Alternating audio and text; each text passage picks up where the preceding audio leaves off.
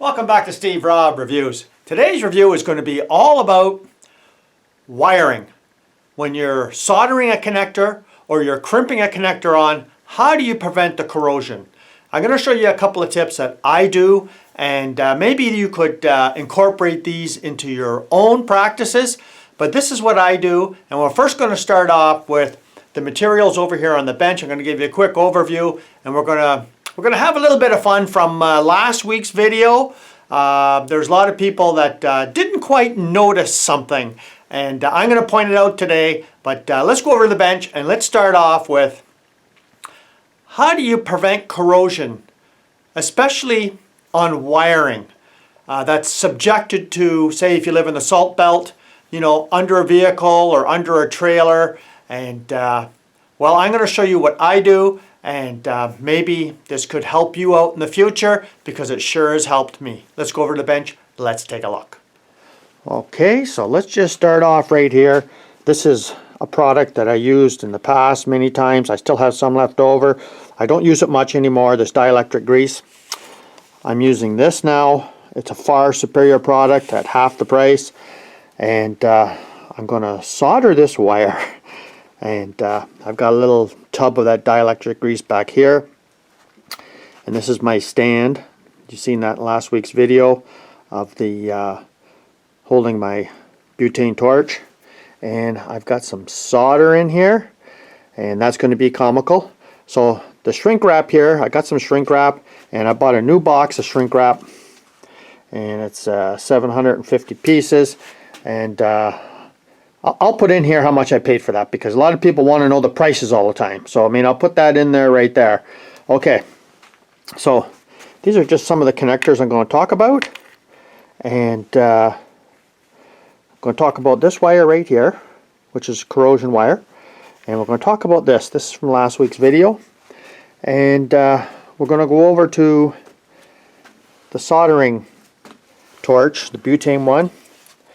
And we're going to fix this, because this does not fit in this case as nice as the Power Probe one. See the Power Probe one? It's all compact, one unit. This one here, what they want you to do is to constantly take this torch piece all apart and pack it into the small little spots.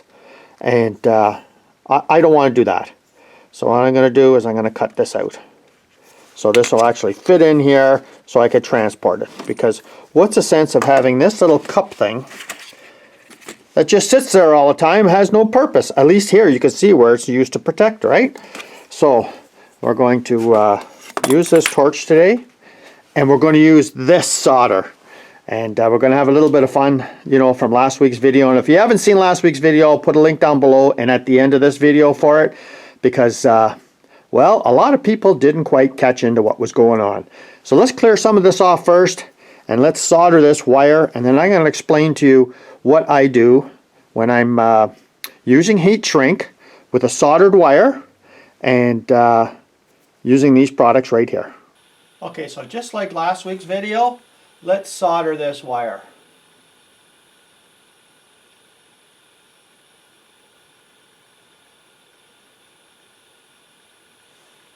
There we go right there.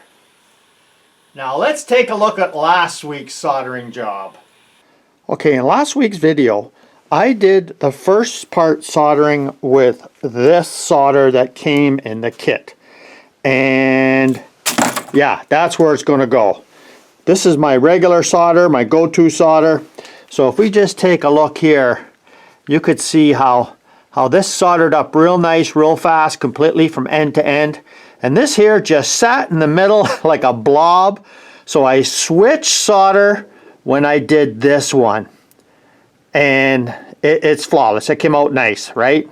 Just to show how hot this butane soldering iron actually is. So let's go back to this. And I'm going to show you what I do to prepare a wire. And it's really simple and easy. And then we're going to move on to a couple other connectors and show you what I do with them. But generally, get yourself some good solder. I mean, the solder that came with this kit is, well, in the trash. So let's move on to this next. So So all I got here is just some dielectric grease, and I just put it on here like this. Kind of smooth it out a bit. And it only takes a minute or so to do this. And then I slide this over, and we're going to heat shrink it. Now, I mentioned before in the last video where a lot of people use this hole to actually, you know, once you got the torch heated up, there's a hole here, or there's a little cup here that you could snap on. So you snap this on so that it provides heat, so it goes underneath here to heat shrink. I don't like that at all. I find it's way overheated. Like in a pinch, I'll use this hole where you can just go back and forth to heat shrink with. But no. I use a heat gun. And I'll show you what that does and how much better of a job it does.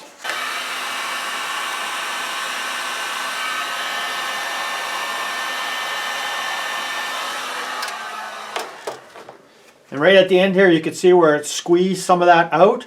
And that's exactly what you want. So now let's go on to some connectors, and I'll show you what I do when I'm using connectors, not just soldering a wire, but when I'm using connectors, I solder all the connectors on as many times as I can rather than just a crimp, because I don't like crimps. Well, in this demonstration here, we show like a bullet connector here, you know, and it's got a male and a female side you can plug in, and a butt connector. And this connector right here is exactly the same as this one, except I take the covering off. I just score it with a knife, and it'll just slip the covering right off. And I solder it on first, and then what I'll do is I'll get the heat shrink, I'll put it on here, put some dielectric grease on, slide it up, and then heat shrink it on. So in this one here, take for instance this connector here. Say you have to actually do a crimp on like that. What I usually do is, on the back side, I'll butter that in with dielectric grease to seal it in. Because you know what the problem is? You end up with a piece of wire like this. That's a corroded piece of wire, and you're cutting it back, and you're cutting it back, and it's still corroded piece of wire. You keep cutting it back. Now, this would be like so common on trailers. And then you finally get to the good wire, and you're wondering why, you know, one side has a light that's nice and bright, and the other one is like, no matter what you do, it's just dull. Well, the wires were all been corroded, and what I find is this type of connector. I'll put this connector in just to show you what it looks like. It's called a Scotch block connector, and this is quite typical on cheap wing-wang trailers where they just spend like 2 minutes worth of time to connect all the wires together. And all it does is enter all kinds of salt and corrosion that will go inside of these connectors or the Scotch block connectors, because nothing's sealed up. The environment gets in there, the salt gets in there, and it just corrodes it up. Now this is a great alternative here. Now I'm going to show how this works, and this is a great alternative whenever you can, and it's a crimp connector, but it's a special crimp connector. So let's get to that next. So what you're looking at there is a crimp connector. You got two pieces of wire, and you have to crimp here for a mechanical crimp, here for a mechanical crimp, and these are the ones that I use. And then this here is like a shrink wrap connector, and it's also glued at both ends. And you can get regular shrink wrap with glue infused on the inside of the barrel as well. So let's these are one of my favorites. I'll use this before anything else if I can't solder. So I'll show you how this heat shrinks on real nice.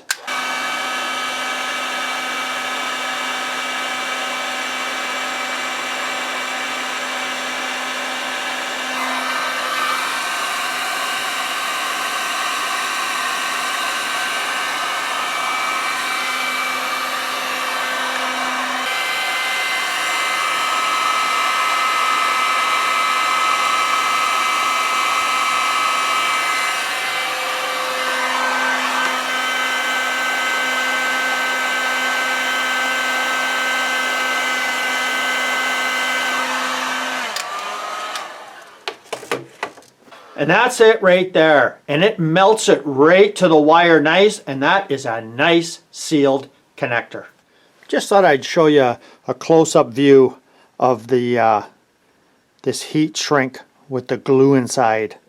And you could see how good of a job it done sealing that at either end of the barrel there. You could see the glue right on the end there coming out. And these are pretty much my favorite. I go to these all the time when I can't solder, and it makes a huge difference.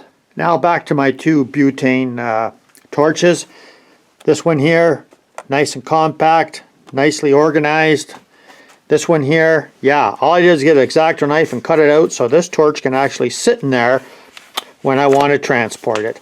So that's a good enough result for me as far as I'm concerned. Thank you for joining me here today. I hope you found this informative.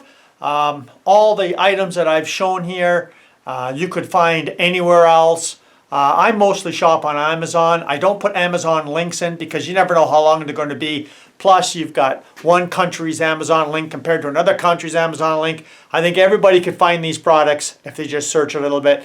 And that's part of the fun too, right?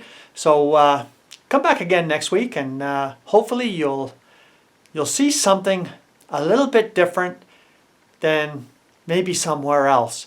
And that's the whole fun of YouTube, right? We show up every week and we share what we know. And today, hopefully, you know, people have a little more insight into wiring and how to prevent the corrosion. Because you can do something today and use them Scotch block connectors, you know, that just pierce the wire and never have a problem for like maybe 5-6 years. Then all of a sudden you got problems and you don't know the reason why.